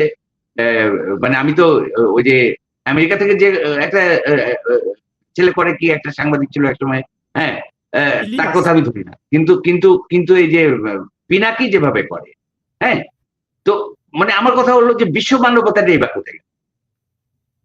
হ্যাঁ, মানে ইউরোপে বসে একজন সমানে রাষ্ট্র কোন একটি রাষ্ট্রের বিরুদ্ধে কথা বলে যাচ্ছে, কোন একটা জাতির বিরুদ্ধে কথা বলে যাচ্ছে। হ্যাঁ, এবং জাতির বিদ্বেষী কথাই শুধু বলছে না, ওখান থেকে সে 32 নম্বর ভাঙা, প্রথম আলোতে ডেইলি স্টারে আগুন লাগানো সবই করছে, তাই না? প্রতিনিয়ত খুন জখম ছাড়া কিন্তু পিনাকির মুখে অন্য কথা নাই। তাইলে হচ্ছে তাকে যে কাউন্টার করা হবে সেটা তো আমার শুনি যে আমাদের নাকি বড় বড় গোয়েন্দা সংস্থা আছে, যেমন ডিজিটিপি আছে, এনএসআই আছে, বা এমআই আছে। এমআই এর কাজ তো জুডিশিয়ালটা না, কিন্তু এনএসআই বা ডিজিটিএফ এর জুডিশিয়ালের মধ্যে তো পড়ে। হ্যাঁ, তো তারা এই কাউন্টার ইন্টেলিজেন্সটা করতে পারছে না কেন, চাচ্ছে না কেন? তাহলে তো শস্যের মধ্যে ভূত আছে। কবির ভাই, ওই জিনিসটা দেখেন যে এইটা আপনি এখন যাদের কথা বললেন যে রাষ্ট্রের বিভিন্ন সংগঠন আছে, প্রথম কথা হলো যে 24-এর জঙ্গি উত্থানের পর তো রাষ্ট্রটা আর আমাদের হাতে নাই, সেটা এখনো আমাদের হাতে নাই। ফলে বর্তমানে যে রাষ্ট্র আছে তারা এটা করবে এটা তো একেবারে প্রত্যাশিতও নয়। কিন্তু দেখেন আওয়ামী লীগ সরকারের আমলেও কিন্তু এগুলা নিয়ে কোনো চিন্তা ভাবনা করা হয় নাই, এবং স্পেশালি পিনাকি যেটা করে প্রতিদিনই সে কিন্তু জেনোসাইডের ডাক দেয়, কিন্তু এটা ফ্রান্সের গভর্নমেন্ট অ্যালাউ করছে। এখানে আমি যে সমস্যাটা দেখি, আমি তো সরকারি চাকরিও করেছি, আমি যে জিনিসটা দেখি সেটা হলো যে আসলে ও যে জেনোসাইডের ডাক দেয় এই এটা বোঝানোর মতো আমাদের, এটা তো এখনো করা যায়। আমি দৃঢ়ভাবে বিশ্বাস করি কেউ যদি ফ্রান্সের কর্তৃপক্ষকে জিনিসটা সুন্দর করে বুঝিয়ে বলে, নিশ্চিতভাবে ফ্রান্স কর্তৃপক্ষ ওকে এই এই এই মানে ওর এই কর্মটা চালাতে দিবে না। কিন্তু এটা বুঝিয়ে বলার মতো আসলে কোনো লোক কিন্তু সেখানে নাই, অর্থাৎ আওয়ামী লীগের মধ্যে নাই। বা আপনি যে ওই যে বললেন যে আপনি মুক্তিযুদ্ধের পক্ষের কথাটা আপনি ওইভাবে বলতে চান না, আসলে কেউই আমরা বলতে চাই না, কিন্তু অবস্থাটা এমন দাঁড়িয়ে গেছে বাঙালির মধ্য থেকেই এখন অবাঙালি তৈরি হয়ে গেছে, অর্থাৎ মনোজগতে তারা কোনোভাবেই এই বাঙালির রাষ্ট্র যেটার কথা আপনি বললেন সেটা সহ্য করে না। এবং আমরা নিজেরাই এতটা অশিক্ষিত হয়ে গেছি যে আমরা ঘৃণা আর আর সম্প্রীতির কথার যে পার্থক্য এটা বুঝি না, এবং পিনাকি যে প্রতিদিনই জেনোসাইডের ডাক দিচ্ছে সেটা আমরা বুঝি না। এটা বুঝাইলে যে অন্যরা শুনবে সেটাও বোধহয় আমরা বিশ্বাস করি না। এবং আমি তো ধরেন ফরেন সার্ভিস করছি, ডিপ্লোমেসি সরকারের মন্ত্রী এমপি, কারোর মধ্যে না ওই সচেতনতাটুকুই নেই, এবং সবগুলোই ইসলামিস্ট মোটা দাগে। আওয়ামী লীগ করে সব ঠিক আছে, বাট মনে প্রাণী ইসলামিস্ট। আপনি ইসলামিস্ট দিয়ে কখনো পিনাকিকে থামাতে পারবেন না। যে একটা হিন্দু ছেলে যেই হিন্দুকে এই মৌলবাদীরা মেরে ফেলতে চায়, বাংলাদেশ থেকে শূন্য করতে চায়, সেই মৌলবাদীদেরকে কেন এইভাবে আপনার সংগঠিত করছে, এইটা কিন্তু আমি কোনো হিসাবে মিলাতে পারি না। কিন্তু যাই করুক সেটা তো আসলে ধারণা, স্পেকুলেশন। সেখানেও যদি আমরা না যাই, যেই জায়গাটা ক্লিয়ারলি বলা যায় যে আমাদের পক্ষে এখন পর্যন্ত একটা মানুষ পাওয়া যাচ্ছে না যে এই পুরা বিষয়টা ফ্রান্সের গভর্নমেন্টকে কিংবা ইউএস এর গভর্নমেন্টকে তুলে ধরতে পারবে। এখন ইলিয়াস যদি ধরেন, আরেকটা জিনিস এখানে খেয়াল করতে হবে, এখন বই ভূ রাজনীতির কথা চলে আসে আর কি। এখন মুশফিক ফজল আনসারি আমরা দেখেছি যে স্টেট ডিপার্টমেন্টে এবং আমেরিকান প্রেসিডেন্টের দপ্তরে গিয়ে যেখানে সাংবাদিকরা শুধু প্রশ্ন করে, মুশফিক ফজল আনসারি কিন্তু বক্তৃতা দিত, অর্থাৎ তোর প্রশ্ন আসলে কিছুই ছিল না। মোট কথা বলার ছিল যে শেখ হাসিনার রেজিম বাংলাদেশে আপনার একেবারে মানবাধিকার লঙ্ঘন করে গুম খুম করে এটাকে একটা জাহান্নাম বানিয়েছে, এইটা বলা কিন্তু ওর প্রতিটা বক্তব্যের উদ্দেশ্য ছিল। এবং আমেরিকান সরকারের ভেতরে আমরা দেখলাম যে স্টেট ডিপার্টমেন্টে এবং ওদের প্রেসিডেন্টের যে প্রেস কনফারেন্স যেখানে হয় সেখানে মুশফিক ফজল কিন্তু বক্তৃতা দিতে পেরেছে, কোনো সাংবাদিকতা সে করে নাই। তো ওই জায়গাটায় আসলে সন্দেহ হয় যে মানে সে কি আসলে সাংবাদিক হিসাবে সেখানে ছিল, নাকি আরো এখানে আরো আপনার যে আমরা যে শুনি প্রেসিডেন্ট ট্রাম্প বলেছিলেন যে $30 মিলিয়ন মানে ওইটার অংশ ছিল। কারণ পুরো জিনিসটা ও কিন্তু সম্ভব নাই, এরা সব এজেন্ডা বাস্তবায়নের জন্য বসেছে। এখন যদি ওই রকম হয় তাহলে তো ইলিয়াসকে আমি কিছু করতে পারবো না, তাই না? এটা তো আরো উপরের লেভেল থেকে নিয়োগ করা। কিন্তু পিনাকি যেভাবে আসলে বিষ ছড়ায়, আমি দৃঢ়ভাবে বিশ্বাস করি এটা কোনো সভ্য সমাজের রাষ্ট্র বা সরকার, পশ্চিমা সরকার এটা অ্যালাউ করার কথা না। এখন এর পেছনে গুড়ো রহস্য। পিনাকি আপনি যে প্রশ্নটা করলেন না, এটা পিনাকি একা না। হ্যাঁ, আপনি খেয়াল করবেন আরেকজন আছে, গৌতম দাস। তো হ্যাঁ, গৌতম রাইট। তো গৌতম দাস হচ্ছে কিন্তু মোর ইন্টেলিজেন্ট। গৌতম হলো মানে পিনাকি ওই ইন্টেলিজেন্সের ধারে কাছেও যেতে পারবে না। হ্যাঁ, গৌতম দাস হচ্ছে চিন্তার সঙ্গে যুক্ত ছিল, ওই যে ফরজ মাজারের সঙ্গে। হ্যাঁ হ্যাঁ, তো এইখানে আপনি দেখেন যে এই যে ফরজ মাজার থেকে শুরু করে গৌতম দাস থেকে শুরু করে যে মানে ইন্টেলেকচুয়াল বাঙালি বিরোধী ইন্টেলেকচুয়াল গ্রুপ তৈরি হয়েছে, যারা বাঙালি জাতি বিরোধী অবস্থান নিয়ে কথা বলে। হ্যাঁ, এবং বাঙালি জাতিকে একটা ফ্যাসিবাদী জাতি হিসেবে দেখাতে চায়। হ্যাঁ, তো বাঙালি কোথায় গিয়ে কার পাকা ধারে মই দিল, বাঙালি কোথায় গিয়ে আপনার আধিপত্যবাদ করলো। হ্যাঁ, কোন বাঙালি জাতি তো স্বাধীন বাঙালি জাতি, বিশেষ করে হ্যাঁ মানে বাংলাদেশ মানে তো স্বাধীন বাঙালি জাতি। তো এই স্বাধীন বাঙালি জাতি তো কোথাও করলো না, আধিপত্যবাদের মধ্যে দিয়ে গেল না। এখন তাকে বাঙালি জাতি, স্বাধীন বাঙালি জাতিকে আপনার আধিপত্যবাদী হিসেবে চিহ্নিত করার জন্য ফরজ মাজাররা কাজ করে যাচ্ছে। এখন এই কাউন্টার ইন্টেলেকচুয়াল অ্যাক্টিভিজমটা তো আমাদের নাই, যে কারণে তারা প্রভাবশালী হয়ে উঠেছে গত 50-60 বছর ধরে। এখন এইটার কাউন্টার ইন্টেলেকচুয়াল অ্যাক্টিভিজমের মধ্যে দিয়ে কিন্তু আপনাকে এই প্রতিরোধটা গড়ে তুলতে হবে। হ্যাঁ, সেই জন্যই হচ্ছে আমি আজকে কথা বলছি বা আরো কথা বলবো এই বিষয় নিয়ে। তো এইখানে কবির ভাই এইটাই আমাদের ঘাটতি। আমি মনে করি 2024-এ আমার যে পতন, আমাদের এই জায়গায় যে আমরা নিভে গেলাম, ওইটা কিন্তু একটা বড় কারণ হিসাবে আমি দেখি আর কি। আমাদের ইন্টেলেকচুয়াল ভ্যাকুয়াম আছে, তাই না? যে আমরা মানে প্রতিরোধ করতে পারছি না কাকে, প্রতিরোধ এবং কাউন্টার করতে পারছি না। হ্যাঁ, তো এইটা কিন্তু আবার একটু গড়ে উঠলো কিভাবে, যে আমরা সামাজিক গণমাধ্যমে দেখলাম যে অসংখ্য মানুষ এগিয়ে এসছে। আমি তো অনেকে চিন্তা ভাবনা করেন, হ্যাঁ, তো অনেকের অনেকভাবে চিন্তাশীল মানুষরা এগিয়ে এসছে, এবং কিন্তু সেটা সংগঠিত রূপ নেয়।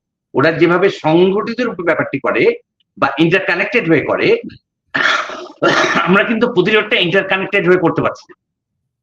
এই ব্যাপারটা আপনি একটু মনোযোগ দিয়ে যদি একটা কিভাবে একটা নেটওয়ার্কের মধ্যে দিয়ে বিষয়টি করা যায়, বিষয়টাকে কিভাবে অন্যদিকে সম্পৃক্ত করা যায়, কারণ এইটাকে প্রতিরোধ করতে গেলে এরা কিন্তু এদের গোলটা দেখবেন যে এরা প্রতিষ্ঠা করতে চায় বাঙালি জাতি আধিপত্যবাদী। হ্যাঁ, বাঙালিদের কার উপরে আধিপত্য করলো?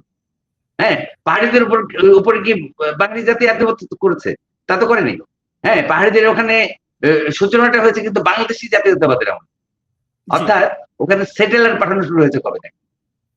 ওখানে তো 1905 সালের জিয়াউর রহমানের সময়, হ্যাঁ 1905 সালের ব্রিটিশ লতেই কিন্তু চলছিল, মানে আপনার পার্বত্য অঞ্চলের যে কাঠামোগত শাসন সেটা চলছিল। এখন ওখানে এরপরে বাঙালি সেটেলার পাঠানো শুরু। এই বাঙালি সেটেলার পাঠানোর পর থেকে কিন্তু ওখানে সমস্ত গৃহযুদ্ধটা শুরু হয়, এই শুরু। হ্যাঁ, তো সেখানে গিয়ে এখন যদি বাংলাদেশের সেনাবাহিনী গিয়ে ওখানে মারে, হ্যাঁ, সেটা তো বাঙালি মারছে না কিন্তু, তাই না? জিনিসটা ওখানে কিন্তু বিচ্ছিন্নতাবাদী গোষ্ঠী উঠেছে, এবং সেটা কিন্তু রাজনৈতিক ভুলে। কোন রাজনৈতিক ভুলে? যে রাজনৈতিক ভুলটা হচ্ছে ওখানে সেটেলার পাঠানো। আমি কেন ট্রাইবাল এরিয়াতে সেটেলার পাঠাবো?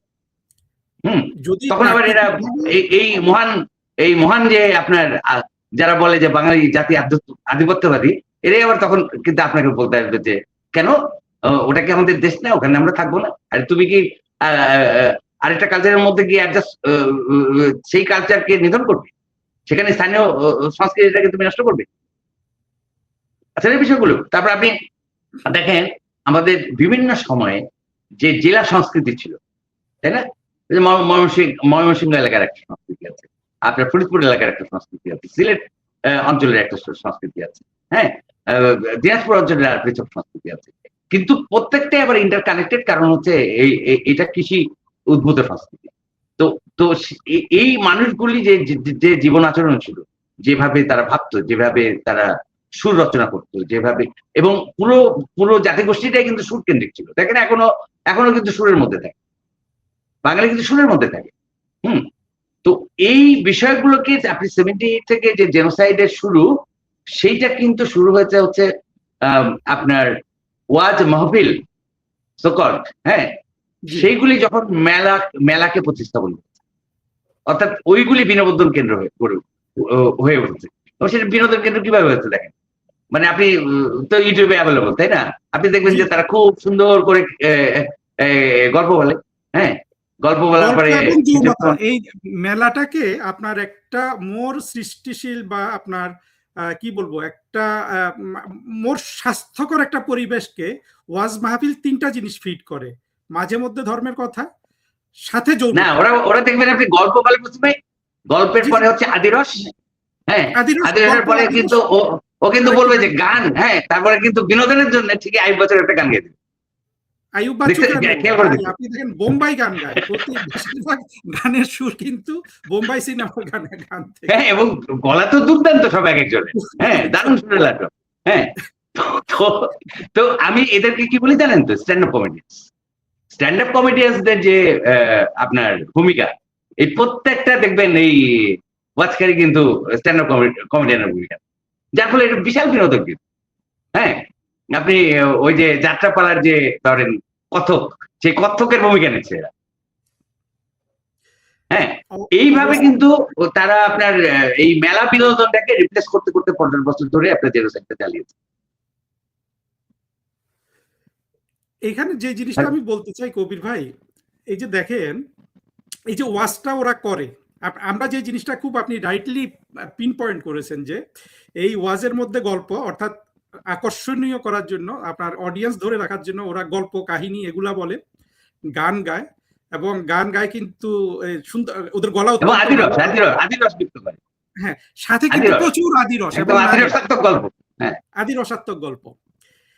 আমি যে দুঃখটা আমার লাগে, আমাদের মুক্তিযুদ্ধের পক্ষের, আজাক আপনাকে বললে এটা আবার আমি জানি না, মানে আমরা যারা এই সরাসরি এই বাঙালিদের পক্ষে আছি, তারা কিন্তু না এই জিনিসটা বুঝতেই পারি না। আমরা মনে করি যে এদেরকে যদি প্রতিবন্ধকতা তৈরি করা হয়, মানুষ আমাদেরকে, আমরা কাফের, হিন্দু, ভারতীয় বলে আমাদেরকে ঘৃণা করবে। এই জিনিসটা তো তা না। আমরা যদি নিজেরাও ওয়াজ করি, আরো ভালো ওয়াজ করি, তবুও আমরা কাফের। কারণ ইস্যুটা তো রাজনৈতিক। ইস্যুটা হলো যে এই যে পাকিস্তান ভেঙে দেয়া, সেখান থেকে যে বাঙালির জন্য একটা রাষ্ট্র গঠন করা অসাম্প্রদায়িক, তার বিরুদ্ধে আসলে বিষয়টা। এই চাতুর্যগুলা আওয়ামী লীগ যদি না শেখে, আওয়ামী লীগ কিন্তু এখানে শেখার ব্যাপারটা অন্য জায়গায় ভাই, শেখার ব্যাপারটা অন্য জায়গায় বলি। সেটা হচ্ছে আপনি দেখবেন যে 47 সালে পাকিস্তান হলো, সেই পাকিস্তান যে হলো সেইটা কিন্তু একটা অখণ্ড বাংলা রাষ্ট্র গঠিত হবে সেই ধারণাটাকে ভেঙে দেওয়া হলো। মানে শরৎ বসু এবং এদের কিন্তু একটা মুখ ছিল, সেটা হচ্ছে অখণ্ড বাংলা একটা স্বাধীন রাষ্ট্র হিসেবে থাকবে, পাকিস্তান ভারত আলাদা রাষ্ট্র, ঠিক আছে?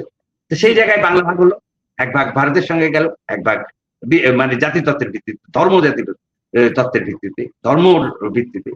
তো সেইটা হওয়ার পরে 47 সালে তো হলো, 52 সালে কিন্তু ভাষা আন্দোলন, 5 বছর লাগেনি, তাই না? তো 5 বছরের মধ্যে কিন্তু ধর্মরাষ্ট্রকে ছড়ে ফেলা হলো ভাষা আন্দোলনের মধ্যে দিয়ে। তো সেটা কেন ঘটলো?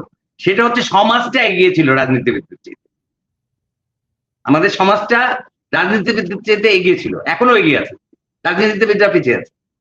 হ্যাঁ, তো কি কারণে বলছি কথাটা? এই যে 52 সালে ভাষা আন্দোলন খেয়াল করেন, এরপরে দেখেন আপনি 2001 সালে নববর্ষের অনুষ্ঠানে রমনার বটমূলে তখন ছোট্ট একটা ছায়ানটের বর্ষবরণ অনুষ্ঠান হয়, তাই না? হ্যাঁ, সেটা তো 60 দশক থেকেই হয়। সেইখানে যখন 2001 সালে বোমা হামলা হলো, এরপরে বাঙালির মাত্র 5 থেকে 7 বছর লেগেছে এই বর্ষবরণকে সার্বজনীন করতে। এটা কিন্তু নীরবে করতে পারেন, এখানে কিন্তু কোনো রাজনৈতিক নেতৃত্ব নেই। হ্যাঁ, 2001 সালে এটা হলো, এরপর নীরব প্রতিবাদ শুরু হলো। নীরব প্রতিবাদ মানে মানুষ অংশগ্রহণ করা শুরু করলো, করতে করতে করতে করতে করতে গোটা শহরে ছড়িয়ে পড়লো, তারপর গোটা দেশে ছড়িয়ে পড়লো। হ্যাঁ, তো এইভাবে কিন্তু নীরব প্রতিবাদ করে সমাজের মানুষ। এবং আপনি খোঁজ খবর যদি রাখেন, অবশ্যই রাখেন, আপনি জানি আমি কিন্তু গত 1 বছর স্টাডি করছি। হ্যাঁ, গত 1 বছরে কিন্তু ওয়াজে মানুষের অংশগ্রহণ কমে গেছে। হ্যাঁ, এবং যে কারণে বহু জায়গায় ওয়াজ হচ্ছে না, ওয়াজের সংখ্যাও কমে গেছে, মানুষ কিন্তু নীরব প্রতিবাদ করা শুরু করে। কবির ভাই, একটু কি করতে পারি? এই যে ওয়াজের ইয়েটা কমে গেল, এটাতে তো আওয়ামী লীগের লজ্জা পাওয়া উচিত, তাই না? যে তাদের আমলে এত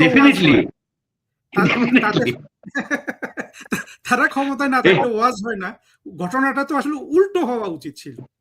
স্পন্সর করতে তো, আপনি স্থানীয় ভাবে দেখেন আওয়ামী লীগ তারা স্পন্সর করতে হবে, ঠিক না? লজ্জাজনক কথাবার্তা। কিন্তু আপনি তো যে পিকচারটা দিলেন, এই যে ওয়াজ এখন কমে গেছে, এটার আরেকটু যদি বিশ্লেষণ করেন, ওয়াজটা কি তারাই কমিয়ে দিয়েছে, না মানুষ এখন ওয়াজে কম যায়? মানুষের অংশগ্রহণ কমে গেছে, মানুষের অংশগ্রহণ কমে গেছে, কারণ মানুষ ওই যে বললাম না যে মানুষ নীরব প্রতিবাদ করে। হ্যাঁ, মানে আপনি নরমালি দেখবেন ওয়াজে এত যেত কেন, সেটা কি তাদের অর্গানাইজেশন? নরমালি একটা জিনিস দেখবেন, এটা কিন্তু রাজনৈতিক পৃষ্ঠপোষকতা ছিল, আমি মনে করি। মানে আওয়ামী লীগের রাজনৈতিক পৃষ্ঠপোষকতা ছিল, আপনারা মানেন বা না মানেন, ছিল। না, মানতে হবে তো। আওয়ামী লীগ তো নিজেরা আত্মঘাতী হয়েছে। এই আত্মঘাতটাই তো আওয়ামী লীগকে আমরা আমাদের বোঝানো দরকার, এবং তাদেরকে এটা বুঝতে হবে যে রাজনৈতিক শক্তি হিসাবে এখানে এই যে বিশাল আপনার মাদ্রাসা শিক্ষা ব্যবস্থা গড়ে উঠলো, যেটা হচ্ছে প্রায় 25 রকমের শিক্ষা ব্যবস্থা। হ্যাঁ, তো সেইখানে আপনি দেখেন যে স্কিল্ড মানুষ কিন্তু গড়ে উঠছে, তাই না? আপনি যখন শুধু ধর্ম শিক্ষার মধ্যে থাকতেন, সেখানে স্কিল গড়ে উঠছে না। আপনার করা দরকার কি ছিল? Vocational school. ভোকেশনাল স্কুলের সঙ্গে আপনি কালচারাল কারিকুলাম যুক্ত করতেন, ঠিক আছে? সেটা হচ্ছে আপনার মানে সেটা হচ্ছে সবচেয়ে বড় ইয়ে। সেই জায়গায় কি হলো, বিস্তর ইয়ে গড়ে উঠলো, কিন্তু আমি আপনাকে একটা জিনিস বলি, আমাদের কৃষি উৎপাদন সম্পর্কগুলো যে লক্ষ্য করেন, তাহলে উৎপাদন ব্যবস্থাকে লিড করতো কিন্তু মেয়েরা গ্রামে। মানে পুরুষ শুধু গিয়ে আপনার কর্ষণে যুক্ত থাকতো, সেই কর্ষণেও মেয়েরা গিয়ে সহযোগিতা করতো, কিন্তু ধান মাড়াই থেকে শুরু করে সংরক্ষণ পর্যন্ত এবং সেটা বাজারজাতকরণের আগ পর্যন্ত কিন্তু পুরো কর্তৃত্ব নেতৃত্ব মেয়েদের ছিল। হ্যাঁ, এখনো কিন্তু আপনি দেখবেন যে গ্রামীণ অর্থনীতিতে আমাদের যে অংশগ্রহণ সেটা মেয়েদের বেশি। আমি এর পরে আলোচনা করবো আবার আরেকদিন যে আমাদের মেজিং অর্থনীতিটা কেন, হ্যাঁ তখন মানে অর্থনীতি হিসেবে করবো। হ্যাঁ, তো এই জায়গাটায় একটা বিরাট বিষয় আছে, সেটা হচ্ছে পুরুষতন্ত্র এবং মানে এই যে আপনার মাদ্রাসা গড়ে ওঠা, ধর্মতত্ত্ব, এগুলোর মধ্যে কিন্তু পুরুষতন্ত্র আছে। তাহলে ওই যে নারীর নেতৃত্বটা যখন হচ্ছে, সে যখন অর্থনৈতিকভাবে স্বাবলম্বী হচ্ছে, সেইটাকে চ্যালেঞ্জ করার জন্য কিন্তু আপনার এই অতিরিক্ত আবার অন্য কিছু দিতে পারছে না, তখন সে আবার ধর্ম নিয়ে আসছে। আমি ক্লিয়ার করতে পারলাম কিনা বিষয়টা? হ্যাঁ, মানে সমাজে যে পুরুষতন্ত্রের উত্থান, তো আমাদের এই অগ্রসর পার্টটা হয়েছিল কেন জানেন? যে বিশেষ করে শেখ হাসিনা প্রধানমন্ত্রী ছিলেন দীর্ঘ সময়, কিন্তু অল্প কিছু সময়, তো অল্প কিছু নয়, বেশ বড় সময় খালেদা জিয়াও ছিলেন। হ্যাঁ, তো আমরা তো দুইজন নারী প্রধানমন্ত্রী পেয়েছি প্রায় 30 বছরের মতো, বা 35 বছরের মতো। এই সময়টায় খেয়াল করবেন যে ওনারা কিন্তু নারী শিক্ষা, হ্যাঁ নারী উদ্যোগ, হ্যাঁ ইত্যাদি প্রশ্নে কোনো ছাড় দেন না। হ্যাঁ, তো যে কারণে আমাদের সমাজে অর্থনীতিতে নারীর অংশগ্রহণ, নারীর নেতৃত্ব কিন্তু অনেক বড়, মানে গ্রামীণ অর্থনীতি বিশেষ করে। শহরেও দেখবেন যে আমাদের এই যে ধরেন নতুন শিল্প, যেটা গার্মেন্টস শিল্প বলি না আমি, ফ্যাক্টরি বলি, এটাতে তো পুরি হচ্ছে এটা নারীদের।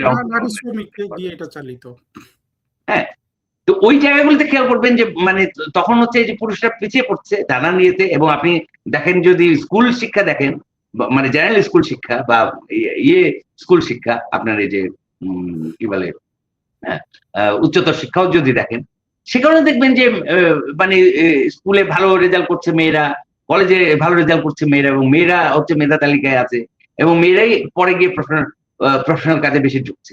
হ্যাঁ, তো এই যে আমাদের বিষয়গুলো, এটা আবার অন্য আরেকদিন আলোচনা করবো। এটাও কিন্তু একটা কালচারাল ইয়ের পার্ট, তাই না? মানে আপনার লিঙ্গ রাজনীতি। তো এইখানে মুখ্য যেটা হয়ে আছে যে আপনার ওয়াজ শুধু কিন্তু কালচারাল বিষয় না, এটা কিন্তু বিশাল বাণিজ্য। মাদ্রাসা শুধু ধর্ম বিষয় না, এটা বিশাল বাণিজ্য। মসজিদ বিশাল বাণিজ্য।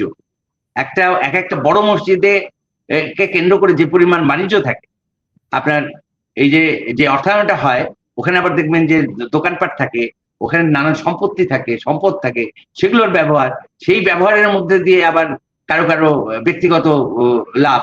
হ্যাঁ, এই বিষয়গুলো জড়িত। তো এটার সঙ্গে কিন্তু ধর্ম জড়িত কম, এটার সঙ্গে কিন্তু বাণিজ্য জড়িত। একটু যোগ করতে পারি কবির ভাই এখানে? আপনার এই বাণিজ্যটা আমাদের একটু বোঝা দরকার। দেখেন, এই যে বাণিজ্য জিনিসটা, এইটাও কিন্তু আমাদের আওয়ামী লীগের মধ্যে, আমরা তো এখন আসলে আমরা আর কার কাছে যাব, কাকে গিয়ে এগুলো বুঝাবো আওয়ামী লীগ ছাড়া? যদিও আমি শেখ হাসিনাকে যেদিন মৃত্যুদণ্ড দেয় সেদিন থেকে আমি নিজেই একজন আওয়ামী লীগার। আবার যদি তারা ক্ষমতায় আসে, আমি নন আওয়ামী লীগার হয়ে যেতে রাজি আছি, যেই অন্যায় হয়েছে শেখ হাসিনার প্রতি সেটার প্রতিবাদে। কিন্তু এই যে বাণিজ্যের কথাটা আপনি বললেন কবির ভাই, দেখেন তো একটা জিনিস, মানে সচেতনতা তৈরি করার জন্য আমি বলছি, মাদ্রাসায় যে লক্ষ লক্ষ ছাত্র, তারা সবাই তো এই বাণিজ্যটা করতে পারছে না। মুষ্টিমেয় কিছু লোক, কিছু রাজনৈতিক ব্যবহার করা হচ্ছে, কিছু মৌলবী। তাহলে আমরা তো ওই ছাত্রগুলোর মধ্যেও, ছাত্রছাত্রীদের মধ্যেও সচেতনতা তৈরি করতে হবে যে এই বাণিজ্য তো তুমি মানে হয়তো 100 জনে একজন পাবা, মানে অংশগ্রহণ করতে পারবা। 50 লক্ষ লোকের ওয়াজ তো কেউ শুনবে না, শুনবে আজহারির ওয়াজ, তারপরে তারেক মনোয়ারের ওয়াজ, আফসারি, রফিকুল্লাহ আফসারির ওয়াজ। তো এই জায়গাগুলো আসলে অনেক সচেতনতা তৈরি করার বিষয় আছে, এমনকি মাদ্রাসা ছাত্রদের মধ্যেও। সেখানে সবচেয়ে বড় উইপন হতে পারে যে মানে শুধু এই কিতাব সাশ্রয়ী যে আয়ের প্রধান উৎস হতে পারে না, এবং কিতাব শিক্ষাকে বিক্রি করে আয় করা উচিত না, হ্যাঁ, সেই সচেতনতা তৈরি করে তাকে হচ্ছে আপনার একটা স্কিলের মধ্যে নিয়ে আসা, মানে প্রফেশনাল একটা কার্যক্রমের মধ্যে নিয়ে আসা। তাহলে সে যখন এই কারিগরি এবং বিজ্ঞান কেন্দ্রিক কিছু বিষয়ের মধ্যে ঢুকবে, তখন কিন্তু তার জীবনের জীবনাচরণটাও বদলাবে। হ্যাঁ, এখন কি হচ্ছে, এখন হচ্ছে যে না আমি হচ্ছে পরকালের জন্য তৈরি হচ্ছি, আমার ইহকাল দরকার নেই, এইভাবে তাদেরকে তৈরি করা হচ্ছে না। ইহকাল দরকার না, কিন্তু সেই তাড়না তো ওদের মধ্যে আছে, সেটার তাড়নায় আবার অনেকের স্টার হয়ে যাচ্ছে আপনার ওয়াজের মাঠে। এখানে কবির ভাই আপনার আজকে যে আলোচনা সেটার সাথে আবার চলে আসে, দেখেন এই অংশটা যারা এই অবাঙ্গালি হয়ে গেছে, বাঙালির সন্তান হয়েও আমি বোঝার প্রয়োজনে যাদেরকে বিরাট অংশ, কিন্তু এটা বিরাট অংশ কিন্তু অবাঙালি হয়ে গেছে না, এটা অবাঙালি। এরা কিন্তু সংস্কৃতি, আপনার আজকে যে আলোচনাটা সংস্কৃতিটাকে কিলিং করে করে করে করে কিন্তু ওরা সমাজে আধিপত্যটা বিস্তার লাভ করছে। সংস্কৃতি সংস্কৃতির জীবন ওরা যাপন করে। জি জি, ওরা একটা সংস্কৃতিহীন কিংবা শূন্য সংস্কৃতির জীবন আপনার কায়েম করতে চায় আমাদের দেশে। অবশ্যই অবশ্যই। তো এই জায়গায় আসলে আমাদের এই ওরা তো আসলে কালচারাল জেনোসাইড করে ফেলেছে। আমরা হয়তো কথাগুলো আজকে সবাইকে বুঝাই বলতে পারিনি, বিষয়টা অনেক ব্যাপক। কবির ভাই আপনি আমার একেবারে প্রাণের আলোচনাটা তুললেন। আমার মনে হয় যে এই আলোচনাটা আপনি যদি সময় দেন, আমরা আমাদের দর্শক কম, খুব কম, আমাদের তো আসলে কেউ মানে পৃষ্ঠপোষকতা করে না, আমরা যা বলি এগুলাও খুব বেশি মানুষ 2000-4000 লোক শোনে। তারপরেও আমরা ঘরের খেয়ে বনের মোষ তাড়াইতে রাজি আছি। তবে আমার মনে হয় কবির ভাই আপনাকে যে পেলাম, আমার একটা বিশাল আবিষ্কার। আপনি এই আলোচনাগুলো সবার সাথে করা যায় না, কারণ হলো যে ইস্যুস গুলাই কেউ অনুধাবন করতে পারে না, সমস্যাটা কোথায় সেটা অনুধাবন করতে পারে না। আপনি অনুধাবন করলেন। এখন আজকে যদি আমরা এই শেষ করি, আপনি শেষ মন্তব্য হিসাবে কিছু যদি বলেন, তাহলে আমরা হয়তো র্যাপ আপের দিকে যাব আর কি। আচ্ছা, শেষ মন্তব্য শেষ বলে তো আসলে এই বিষয়টা এত ব্যাপক আলোচনা, শেষ বলে তো বিষয়টা নয়। সেটা হচ্ছে যে আমরা যদি পৃথিবীর প্রাচীন সভ্যতাগুলোর দিকে তাকাই, এটা তো প্রাচ্য সভ্যতা, প্রাচ্যের নানান সভ্যতার মধ্যে এই ইন্ডিয়ান সিভিলাইজেশন এবং আপনার ইন্ডাস ভ্যালির মধ্যে একটা আরেকটা সভ্যতা যদি আমরা বলি যে বাঙালি সভ্যতা, হ্যাঁ, তো সেই বাঙালি সভ্যতা তো একদিনে গড়ে ওঠে নাই, একটা কৃষি সভ্যতার মধ্যে দিয়ে গড়ে উঠেছে, এবং যে কারণে বাঙালি সংস্কৃতিটা কৃষি হতো। এখন ধরুন যে কৃষি ট্রান্সফরমেশন হচ্ছে, নানান ধরনের ট্রান্সফরমেশন তো কারিগরি কারণে হচ্ছে, টেকনিক্যাল কারণে হচ্ছে, জেনেরিক পরিবর্তনের কারণে হচ্ছে, হ্যাঁ, জেনেটিক ইঞ্জিনিয়ারিং কারণে হচ্ছে। তো সেগুলোর মধ্যে থেকেও কিন্তু জাপান তার ইন্ডিজিনিয়াস কালচার, চীন তার ইন্ডিজিনিয়াস কালচার ধরে রেখেছে, হ্যাঁ। তো জাতীয় সেটা কেন রেখেছে? সেটা হচ্ছে তার জাতীয়তাবাদটা অনেক সক্রিয় জাতীয়তাবাদ, বিশেষ করে চীনের জাতীয়তাবাদ কিন্তু খুবই সক্রিয় জাতীয়তাবাদ। সে কিন্তু সর্বহারা রাষ্ট্রজাতীয়তা বললে জাতীয়তাবাদ ভুলে যায়নি।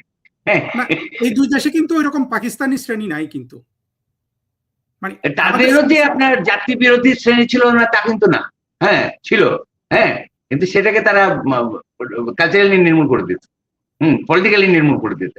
আপনাকে কিন্তু এই জিনিসটা কালচারালি, মানে আপনি আমাদের দুঃখজনক ব্যাপারটা হলো যে আফটার 75 আমরা কি করলাম, 21 বছর পরে যখন ধরেন আওয়ামী লীগ আসলো, তো অনেকেরই প্রত্যাশা ছিল যে হয়তো একটা পরিবর্তন হবে, বা এই যে 2008-এ বিশেষ করে যখন তারা 72-এর সংবিধানের প্রশ্নটি অন্যান্য যে আমাদের রাজনৈতিক সংগঠনগুলো ছিল, কংগ্রেস পার্টি বা জাসদ, এদেরকে সঙ্গে নিয়ে তারা যে 72 সালের সংবিধানের বিষয়টি কিন্তু দারুণভাবে প্রচারিত ছিল, সুস্পষ্ট ছিল, এবং 72 সালের সংবিধানের প্রশ্নটিকে মানুষ গ্রহণ করেছিল 2008-এ।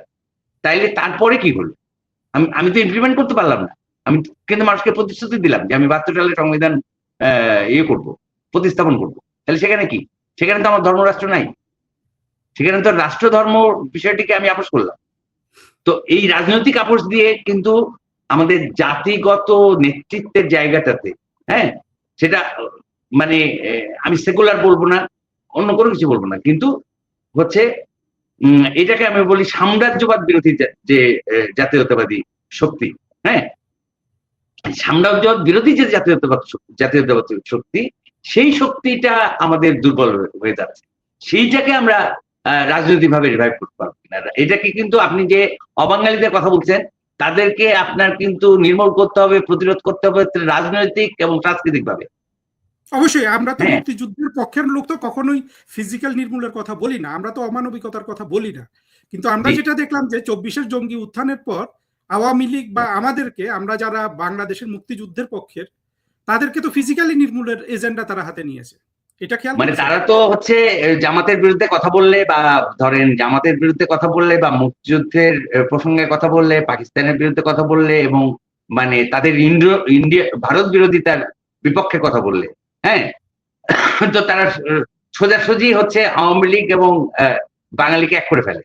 তো আওয়ামী লীগের একটা অটোমেটিক পাওয়ার তারাই দিয়ে দিয়েছে এটা, হ্যাঁ। আওয়ামী লীগ সেটাকে এক্সট্রাক্ট করতে পারছে না। আওয়ামী লীগের তো হচ্ছে তাদের রাজনীতিতে কন্টিনিউ করার দরকার নেই, মানে বাংলাদেশি জাতীয়তাবাদের রাজনীতিতে তো আওয়ামী লীগের যাওয়ার দরকার নেই, হ্যাঁ। সে হচ্ছে সাম্রাজ্য বিরোধী স্বাধীন বাঙালি জাতির পক্ষে তার যে রাজনীতি, যেটা বঙ্গবন্ধু পথ দেখিয়ে গেছেন, এবং সেই পথ দেখানোর পথে কিন্তু আরো একটি পথ উনি দেখিয়েছেন যে কিভাবে হচ্ছে সমতা ভিত্তিক একটা অর্থনীতি গড়ে উঠতে পারে, হ্যাঁ। সেই সময় উনি পান নাই। তো ওই রাজনীতিটা তো করতে হবে, আদারওয়াইজ হচ্ছে আপনারা যদি দেখি যে না রাজনীতি সবাই এক, তাহলে তো স্বাভাবিকভাবে আওয়ামী লীগ টিকতে পারবে না, সোজা কথা, মানে যদি এক কথা রাজনীতিতে টিকতে পারবে না। তার হচ্ছে রাজনীতিতে টেকার একটাই হচ্ছে জনগণের দলটাকে জনগণের মালিকানায় ফিরিয়ে দেওয়া, হ্যাঁ, সক্রিয়ভাবে যাতে জনগণ আওয়ামী লীগের সঙ্গে থাকতে পারে, অংশ নিতে পারে, হ্যাঁ, প্রভাব বিস্তার করতে পারে, জনগণের প্রভাবে চলবে। আপনি দেখেন যে এই 24 তাদের জন্য ঘটলো কেন? কারণ হচ্ছে 2014 থেকে 2014 নির্বাচনের পর থেকে তারা পুরোপুরি মিলিটারি এবং আমলা নির্ভর হয়ে গেল। তো এই মিলিটারি কি কখনো বাংলাদেশের পক্ষে ছিল? বাংলাদেশের রাষ্ট্রের পক্ষে ছিল না তো। মানে সে যতবার হচ্ছে সুযোগ পেয়েছে ততবার এই রাষ্ট্রবিরোধী ভূমিকা নিয়েছে, হ্যাঁ। কি বলে, সেই জায়গায় যখন আমলা নির্ভর এবং পুলিশ নির্ভর এবং নির্ভর, কি বলে, মানে মোট কথা রাষ্ট্রযন্ত্র নির্ভর যখন সরকার পরিচালনা শুরু হলো, তখন অটোমেটিক্যালি জনগণ থেকে জনগণের দল আওয়ামী লীগ, হ্যাঁ, দূরে সরে গেল, হ্যাঁ, তার রাজনীতিটাই থাকলো না। কিন্তু তার বঙ্গবন্ধুকে দেখেন বারবার উনি মানুষের কাছে গেছেন। আমার কাছে খুব অবাক লেগেছে, আমি একদম শেষ কথা বলি, খুব অবাক লেগেছে যে উনি সাবেক প্রধানমন্ত্রী শেখ হাসিনা পুরো জুলাই মাস উনি একবারও জনগণকে অ্যাড্রেস করলেন না, জনগণের নেত্রী। কি অদ্ভুত! কেন? যে আমি এই সংকটে পড়েছি, উনি পরে যা বলেছেন এটা তো বলতে পারতেন, তাই না? যে আমি এরকম একটা আন্তর্জাতিক ষড়যন্ত্রের মধ্যে পড়েছি, আমি এরকম একটা রাষ্ট্র গঠনের বিষয়ে, বিচ্ছিন্নতাবাদ থেকে একটা রাষ্ট্র গঠনের বিষয়ে আমাকে বলা হয়েছে, হ্যাঁ, বা এই ধরনের ষড়যন্ত্র চলছে, এ তো অ্যাড্রেস করবেন উনি জনগণকে। বঙ্গবন্ধু বারবার কিন্তু জনগণের কাছে গেছেন। দেখেন আপনি একদম 75 পর্যন্ত আপনি কখনো বঙ্গবন্ধুকে দেখবেন না যে উনি সোজা যে কোনো বিষয়ে মানুষকে গিয়ে বলছেন, জনগণকে গিয়ে বলছেন। তো জনগণই তো তার এই দলের মালিকানা। আপনি যদি জনগণের মালিকানা কেড়ে নেন তাহলে জনগণ থাকবে আপনার সঙ্গে? আমার মনে হয় আমরা শেষ করি তাহলে। না ভাই, কবির ভাই, শেখ হাসিনা যে জনগণের মালিকানা, আসলে জিনিসটা ভুল হয়ে গেছে, রাজনৈতিক ভুল। কিন্তু আবার আমরা যদি শেখ হাসিনার আপনার এজেন্ডা গুলা দেখি, সবই কিন্তু জনগণের জন্যই ছিল। সে অর্থনৈতিক উন্নয়ন কিংবা আপনার, হ্যাঁ, কিন্তু ওনাকে বারবার জনগণেরকে সঙ্গে নিয়ে সেটা করতে হবে। উনি তো অবশ্যই প্রপিপল অনেক কাজ করেছেন। আমি যেটা বুঝি এইখানে কবির ভাই, আমি যেটা বুঝি আসলে এই দায়টা শেখ হাসিনার চেয়েও উনি যাদেরকে ডেপুটি করেছিলেন, মানে ওনার যাদেরকে নিয়ে উনি রাষ্ট্রটা চালিয়েছেন, তারা আসলে সম্মিলিতভাবে এই জিনিসটা দেখতে ব্যর্থ হয়েছে। যেই সমস্যাটা আপনি বললেন, এটা অত্যন্ত দুঃখজনক। এবং আমরা তো আসলে, তবে আমরা যেটা আশা করতে পারি কবির ভাই, যে অধপতনটা আমাদের হয়েছে 2024-এ, এটা আরো বেশি আপনার বিয়োগান্তক হতে পারত। আরো বেশি আরো বেশি ধ্বংসাত্মক হতে পারত। শেখ হাসিনাকে মেরে ফেলা হতে পারত এবং আওয়ামী লীগের সিনিয়র নেতাদের মেরে ফেলা হতে পারত। যদিও অনেক মানুষকে মেরেছে, কিন্তু আলটিমেটলি আওয়ামী লীগের পরাজয়টা ওইভাবে আরো আরো দীর্ঘমেয়াদে হতে পারতো ফিরে আসাটা। সেই জায়গাটা আমাদের আসলে মনে হয় যে আশার আলো আছে। আর আপনি তো আমাকে শেষ করতে বললেন, শেষ আসলে এটা করা যাবে না। এই আলোচনাটা আমার খুবই প্রিয়। আবারও বলছি, আমার বন্ধুরা যারা দেখবেন কবির ভাইয়ের এই আলোচনাটা, কবির ভাই তো বললেনই সময় দিবেন, আমরা এটা আরো বৃহত্তর পরিসরে, বৃহত্তর তো না মানে ধীরে ধীরে ইস্যু বেসড করব, যাতে প্রতিটা ইস্যু আমরা আপনাদের সামনে হাজির করতে পারি। আর কবির ভাই আরো একটা জিনিস দেখলাম যে উনি আত্মজীবনীমূলক একটা উপন্যাস লিখছেন। এটা প্রকাশিত হলে কবির ভাই আপনার এই চমৎকার উপন্যাসটা নিয়ে আমরা একদিন আলোচনা করব। আশা করি আপনি কাজটা ভালোভাবে চালিয়ে যাবেন, একেবারে মনোযোগ দিয়ে। আমাদের এমনিতেই উপন্যাস সাহিত্য এগুলা কিছুই নাই, সব নষ্ট হয়ে গেছে। আমাদেরকে নতুন করে কিন্তু এই জঙ্গি উত্থান থেকে আমরা যে উঠবো যে, এটা আমার কিন্তু কোনো সন্দেহ নাই। আমরা যেন সাহিত্য, সংস্কৃতি, শিল্প এই জায়গাগুলোতে যেন আমরা জোর দেই। আমাদের রাষ্ট্রটাকে যে শিল্পহীনতা করে ফেলা হয়েছে, এটা আওয়ামী লীগেরও ব্যর্থতা, আর যারা শিল্পহীনতায় বাঁচতে চায় তাদের সাফল্য। কিন্তু এই ব্যর্থতাটা কিন্তু 24-এর জঙ্গি উত্থানে পতনের কিন্তু সবচেয়ে বড় কন্ট্রিবিউটর, সেইটা মনে রাখতে হবে আওয়ামী লীগকে। তো কবির ভাই, আজকে যদি শেষ করতে বলেন, আপনাকে অনেক ধন্যবাদ। আশা করি আপনি আমার ডাকে আবার সাড়া দিবেন। আপনি যে ইস্যুস গুলো তুললেন, আপনি আমাদের বন্ধুদের জন্য, অর্থাৎ মুক্তিযুদ্ধের পক্ষের শক্তির জন্য, এবং আমি বলি যে আমার এই চ্যানেলটা আসলে আমি করি 5 জনের জন্য। 5 জনকে: শেখ হাসিনা, শেখ রেহানা, জয়, পুতুল, ববি, যারা আসলে মুক্তিযুদ্ধের পক্ষের শক্তি হিসাবে বাংলাদেশকে নেতৃত্ব দিবে আরো অনেক বছর। তারা যদি শোনেন এবং তাদের ডেপুটি যারা হবেন তারা শুনলে আমি সার্থক। কবির ভাই, জানি না আপনি এত উদার মানুষ, আশা করি এই আলোচনাটা চালিয়ে নিব আপনার সহায়তায়। আজকের মতো শেষ করছি বন্ধুরা। বিশেষ করে আমার আজকের অতিথি এনায়েত কবির ভাইকে অনেক ধন্যবাদ। এইরকম যে আমাদের দেশে আপনার অসাম্প্রদায়িক মুক্তিযুদ্ধের চেতনার পক্ষের সাংবাদিক, লেখক আছেন, এটা আমাদের অনেক সৌভাগ্যের বিষয়। আমরা কবির ভাইদের মতো মানুষদের যেন ভবিষ্যতের বাংলাদেশে অনেক যত্ন নিই। সবাইকে ধন্যবাদ।